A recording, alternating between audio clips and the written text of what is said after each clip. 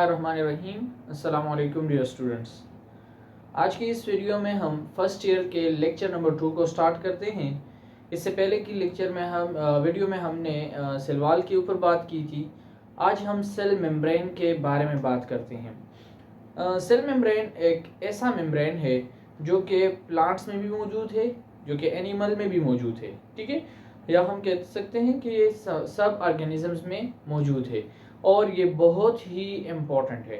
यानी एनिमल्स में ये बहुत ही ज़्यादा अहम किरदार अदा कर रहा है, ठीक है। इससे पहले हमने जो सेल वॉल की बात की थी, तो सेल वॉल को हमने प्लांट्स तक पढ़ा था, फिर फंजाई में पढ़ा था कि हाँ प्लांट फंजाई में भी सेल वॉल है, लेकिन एनिमल में सेल वॉल नहीं होता। So it is the outer wall of animal cell. तो सेल मेम्ब्रेन क्या हुआ, जितने भी एनिमल्स हैं उसमें सबसे आउटर वॉल जो है उसे हम सेल मेम्ब्रेन कहते हैं। जस्ट लाइक प्लांट सेल में उसे हम सेल वॉल कहते हैं। उसके बाद हमारे साथ प्लांट में क्या आ रहा था, सेल मेम्ब्रेन आ रहा था। लेकिन जब एनिमल की बात होगी तो सबसे आउटर मोस्ट लेयर जो होगी उसे हम सेल मेम्ब्रेन कहते हैं। और ये बहुत ही ज़्यादा इम्पोर्टेंट है जितने भी एक्टिविटीज़ हैं उसके बेस पर, ठीक है। सो सेल मेम्ब्रेन को हम साइटोप्लाज्मिक मेम्ब्रेन भी कहते हैं। साइटोप्लाज्मिक मेम्ब्रेन इसलिए कहते हैं क्योंकि जो हमारे साथ साइटोप्लाज्म है उसको कवर्ड किया हुआ है, तो इसी वजह से हम इसे साइटोप्लाज्मिक मेम्ब्रेन भी कहते हैं। And also called plasma Lima भी इसे कहते हैं, एंड प्लाज्मा मेम्ब्रेन भी कहते हैं। इसके बाद हम सेल मेम्ब्रेन की बात अगर कर लेते हैं तो इसको जो टर्म सेल मेम्ब्रेन है ये किसकी वजह से दिया गया है, या इसे ये टर्म किसने दिया था। नेगली एक साइंटिस्ट था जो बोटनिस्ट था, ठीक है, और एक क्रेमर था। इन दोनों ने मिलकर इसको सेल मेम्ब्रेन का नाम दिया। उसके बाद प्लाज्मा लीमा जो नेम है ये हमारे साथ जे.क्यू. प्लॉव था, उसने ये नेम इसे दिया था। अब आते हैं इसकी कंपोजिशन के कंपोजिशन पर कि प्लाज्मा मेम्ब्रेन की कंपोजिशन क्या है। So it form from three component, the protein, the lipid and the carbohydrates. Okay, so protein 60 to 80% इसमें प्रोटीन मौजूद है, और lipid 20 to 40% and carbohydrates 2 to 10%। अब जो सेल मेम्ब्रेन के बारे में मैं इसके बारे में एवोल्यूशनरी थ्योरी बताऊंगा आप लोगों को। दूसरे लेक्चर में सिर्फ एवोल्यूशन के बारे में इसकी बात करेंगे कि फ्लूइड मोज़ेक मॉडल तक कब पहुंचा। बहुत ही लंबी चौड़ी हिस्ट्री है, इसलिए मैंने इसमें ऐड नहीं किया। हम डायरेक्टली आते हैं फ्लूइड मोज़ेक मॉडल पर। फ्लूइड मोज़ेक मॉडल क्या है, या सेल मेम्ब्रेन के साथ इसका ताल्लुक क्या है।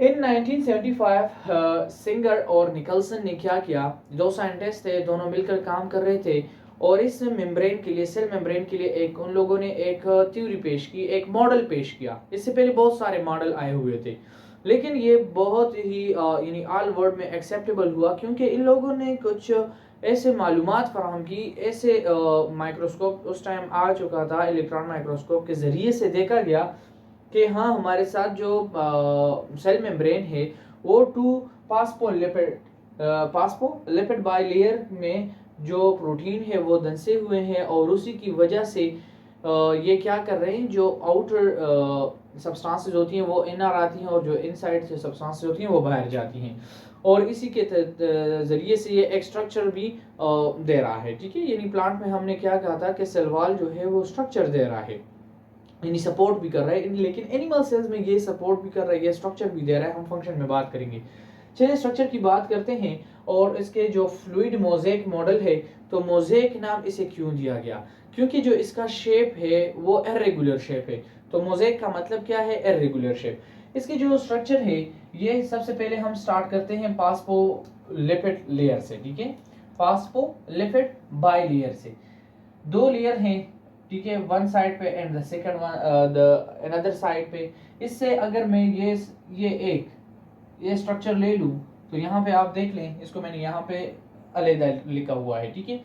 अब इसमें क्या है, यही टू लेयर जो फास्फोलिपिड बाइलेयर है, इसमें जो हेड रीजन है इसे हम फास्फेट हेड कहते हैं। This one, that head region is called phosphate head, और जो टेल रीजन है, टू टेल है, इसे हम फैटी एसिड कहते हैं। इस पर क्या है, फैटी एसिड है। अब जो फास्फेट हेड है ये हाइड्रोफिलिक है, ठीक है, हाइड्रोफिलिक। अब ये हाइड्रोफिलिक क्या होता है, वाटर लविंग है। क्या है, वाटर लविंग है। और जो हाइड्रोफोबिक है ये वाटर हेटिंग है। अब वाटर हेटिंग मतलब क्या है कि वाटर से इसे नफरत है। इट्स मीन कि ये वाटर लविंग है, तो ये पोलर है, ठीक है, हमारे साथ वाटर क्या पोलर है। अब जो फास्फोलिपिड बाइलेयर है, इस वजह से हम इस मेम्ब्रेन को सेलेक्टिवली परमिएबल मेम्ब्रेन भी कहते हैं या सेमी परमिएबल मेम्ब्रेन भी कहते हैं। इसी वजह से ये दो जो हेड और टेल के रीजन है या फास्फोलिपिड बाइलेयर हैं, इस वजह से ये क्या करते हैं, जो ये सिलेक्शन करते हैं कि हाँ इस बंदे ने अंदर आना है या इसने नहीं आना। यानी फॉर एग्जांपल आपके कॉलेज में या आपके गेट पर आपको एक कार्ड दिया जाता है कि हाँ आप इस कार्ड के थ्रू अंदर दाखिल हो सकते हैं। अब यहाँ पर क्या होती है, उन मटेरियल की सिलेक्शन होती है कि आया इन मटेरियल के अंदर जाने की ज़रूरत है या नहीं है। तो इसी वजह से इसे हम क्या कहते हैं, सेमी परमिएबल मेम्ब्रेन भी कहते हैं या सेलेक्टिवली परमिएबल मेम्ब्रेन भी कहते हैं। अब इस मेम्ब्रेन में क्या है, इसकी तो बात होगी। इसके बाद हम आते हैं प्रोटीन्स की तरफ। तो इसमें 2 टाइप ऑफ प्रोटीन मौजूद होते हैं, दल से हुए होते हैं, ठीक है। एक को हम एक्सट्रिंसिक प्रोटीन कहते हैं और दूसरे को हम इंट्रिंसिक प्रोटीन कहते हैं। इंट्रिंसिक प्रोटीन वो प्रोटीन होते हैं जो बिल्कुल एक गेटवे की शक्ल इख्तियार करते हैं, जो दोनों लेयर में धंसे हुए होते हैं, बिल्कुल देखें इसकी तरह, जो एक गेटवे बनाया हुआ होता है जिसके थ्रू हमारे साथ ट्रांसपोर्ट होती है। और दूसरा जो प्रोटीन है उसे हम एक्सट्रिंसिक प्रोटीन कहते हैं, जो कि एक्सट्रिंसिक प्रोटीन कौन से प्रोटीन होते हैं, वो प्रोटीन जो इन लेयर्स के ऊपर यानी सरफेस पर मौजूद होते हैं। उसके बाद जो तीसरी बात हमारे साथ इसमें आती है, ग्लाइकोलिपिड की आती है। ग्लाइकोलिपिड क्या है, they are conjugate molecules which made up of carbohydrate and lipids, they are called glycolipid. इसी की इसकी फंक्शन की बात मैं करूंगा अब नहीं, सिर्फ आप पहले पहचान लें इसे। ग्लाइकोलिपिड क्या है, जो हेड है इस पर अटैच होते हैं, ठीक है। जो फास्फोलिपिड बाइलेयर है इसकी जो हेड है इस पर अटैचमेंट होती है ग्लाइकोलिपिड की। ग्लाइकोलिपिड क्या है, ये कंजुगेट मॉलिक्यूल्स हैं जो कि कार्बोहाइड्रेट और लिपिड से बने होते हैं। जब कार्बोहाइड्रेट और लिपिड दोनों एक साथ मिलते हैं तो इसे हम फिर ग्लाइकोलिपिड कहते हैं। दूसरी बात हम करते हैं ग्लाइकोप्रोटीन की। So they are also conjugate molecules and they are made from carbohydrate and protein, so they are called glycoprotein। अब देखिए यहाँ पर जो प्रोटीन है, एक्सट्रिंसिक प्रोटीन है, उस पर ये कार्बोहाइड्रेट की अटैचमेंट होती है, so that's why they are called glycoprotein. और यहाँ पर क्या है, डायरेक्टली यहाँ पर हमने बात की कि फास्फेट हेड है, इसी की थ्रू ये क्या होता है, यहाँ पे अटैचमेंट होती है, तो इस वजह से हम इसे क्या कहते हैं, ग्लाइकोलिपिड कहते हैं।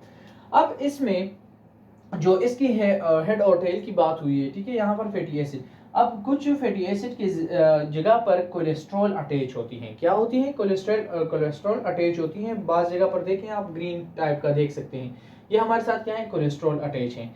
अब कोलेस्ट्रॉल की बात भी हम बाद में करते हैं, आप जस्ट यहाँ पे पहचान लें।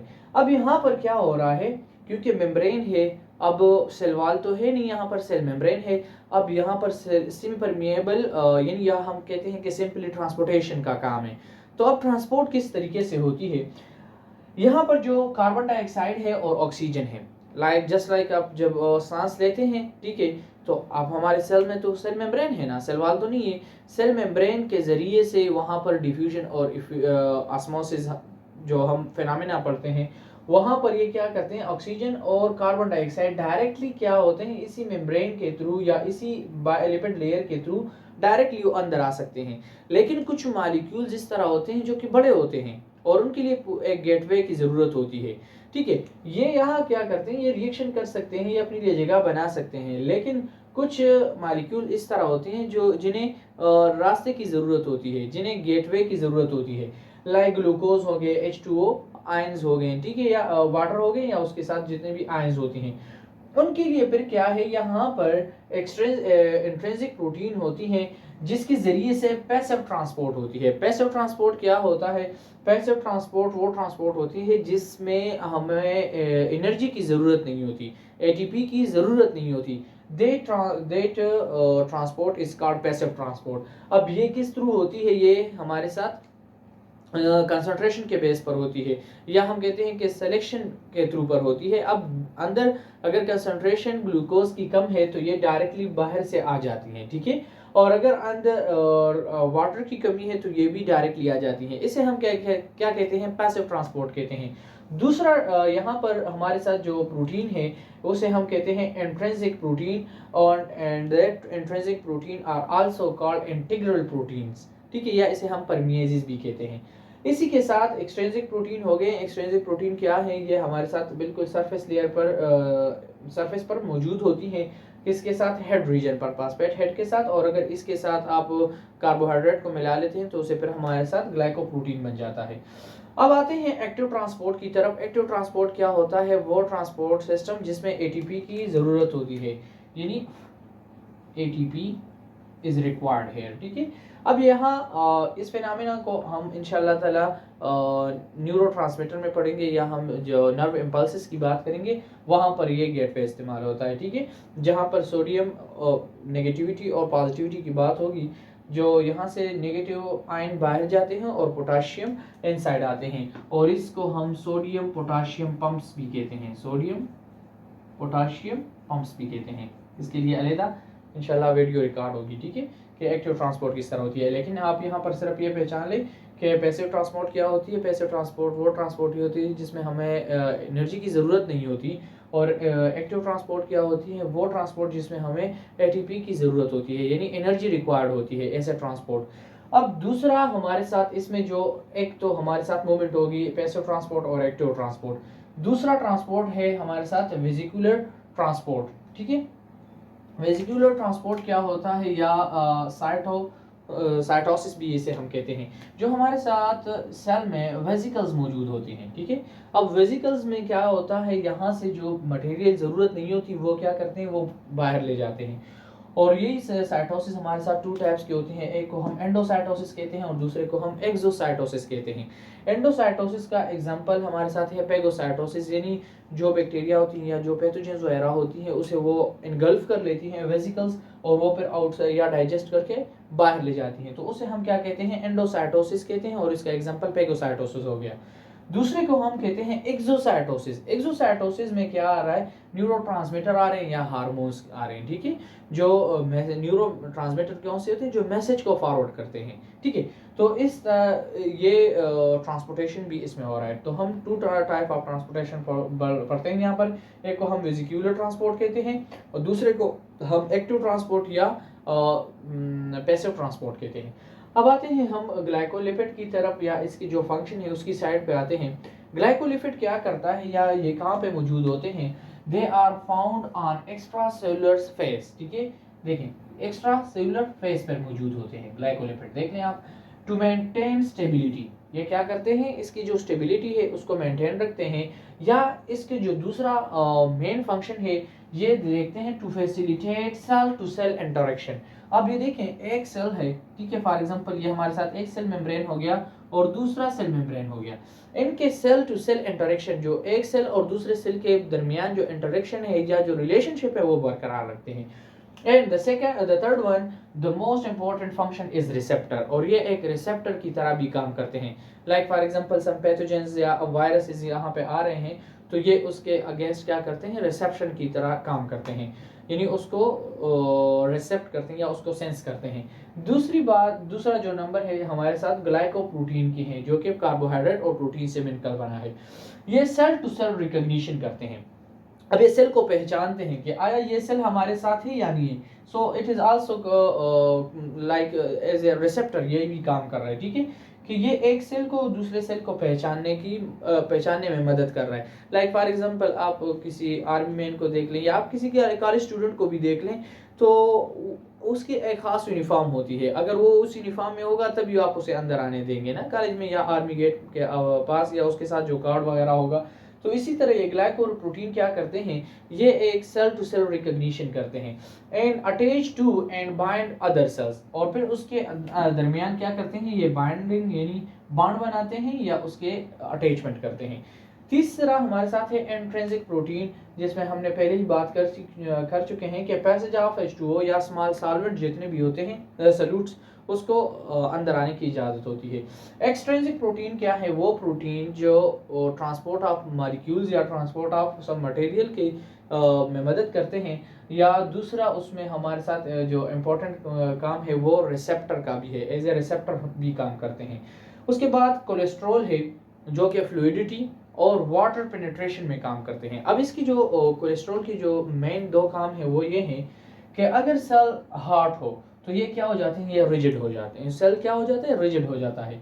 और अगर सेल कूल हो यानी उसका टेम्परेचर डाउन हो तो उसमें फिर फ्लेक्सिबिलिटी आ जाती है। उसके साथ साथ ये फ्लूइडिटी को भी मेंटेन रखता है, ठीक है, यानी चेंज करता रहता है फ्लूइडिटी को, और उसके साथ साथ वाटर पेनिट्रेशन में भी बहुत ही अहम काम अदा कर रहा है, ठीक है। इसके साथ अगर हम अब सेल मेम्ब्रेन को लास्ट में देखें कि अब इसका फंक्शन क्या है, मेन फंक्शन क्या कर रहा है, तो इट सपोर्ट कर रहा है या प्रोटेक्शन दे रहा है, ठीक है, बॉडी को। और तीसरा काम उसका क्या है, स्ट्रेंथ है। एंड सेमी परमिएबिलिटी जो बहुत ही इंपॉर्टेंट काम है, क्योंकि इसी की वजह से फिर पैथोजेंस वगैरह अंदर नहीं जा सकते, ठीक है। वायरसेस वगैरह अगर वो अंदर चले भी जाते हैं तो वहाँ पे वेसिकल्स मौजूद होते हैं, वो उन्हें इनगल्फ कर लेते हैं, या हम जब इम्यूनिटी की बात करते हैं, ठीक है। So cell recognition and immunity, cell recognition यानी सेल को पहचानने में मदद करते हैं, और इम्यूनिटी में बहुत ही अहम किरदार अदा कर रहे हैं। तो इसी तरह हमारे साथ सलवाल जिसकी हमने बहुत ज़्यादा इम्पोर्टेंस पे बात की थी कि प्लांट्स के लिए कितनी ज़्यादा इम्पोर्टेंट के हामिल हैं, इसी तरह सेल मेम्ब्रेन हमारे साथ जितने भी एनिमल्स हैं उसमें बहुत ही ज़्यादा या बहुत ही अहम किरदार अदा कर रहा है। ओके, अगर इसमें कोई भी क्वेश्चन हो तो आप पूछ सकते हैं कमेंट सेक्शन में, और अगर वीडियो पसंद आई हो या आप कुछ सीख चुके हैं तो अपने फ्रेंड्स के साथ ज़रूर शेयर करें। अल्लाह हाफ़िज़, अगले वीडियो में मिलेंगे। अपना बहुत सारा ख्याल रखें।